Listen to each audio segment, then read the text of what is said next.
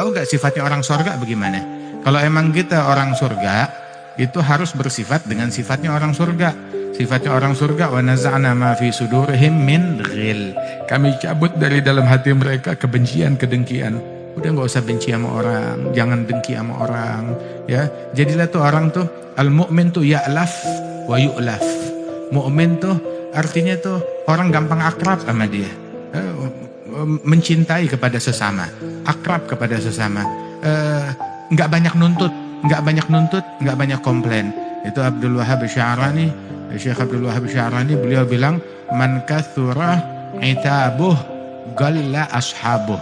Orang kalau banyak komplain nggak punya teman. Saban ketemu komplain, saban ketemu ngomel, saban ketemu marah-marah. Waduh, begitu udah di rumah diomelin, dengar apa namanya? Bukan diomelin bini, enggak, begitu nanti salah mentakwilkan ini.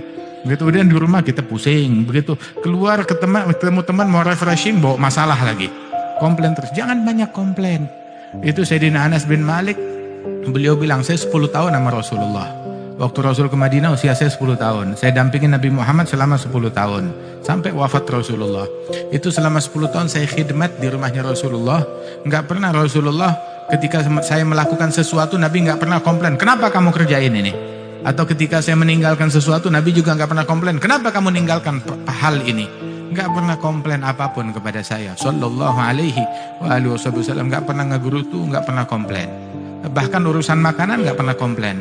Nabi ngelihat ada makanan yang beliau suka, beliau makan. Beliau nggak suka, beliau diam, nggak makan. Nggak bilang keasinan, terlalu dingin, kagak enak, pahit, makanannya begini, makanannya begini. Nggak komplain. Ada makanan dia makan, nggak ada makanan ya udah. Sekali datang ke rumahnya nanya ada makanan nggak? Ada, dikasih roti gandum. Cuma ada roti gandum itu. Ada lauknya nggak? Cari lauk, nggak ada. Bilang, ya Rasulullah nggak ada apa-apa kecuali cuka. Cuka sini dah. Gitu, dikasih cuka, makan roti dicocol sama cuka. Terus sampai istrinya nggak keenakan, malu.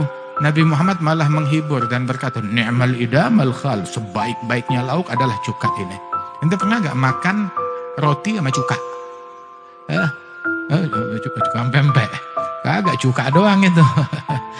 Cuka doang, cuka suruh makan apa roti pakai cuka atau nasi pakai cuka.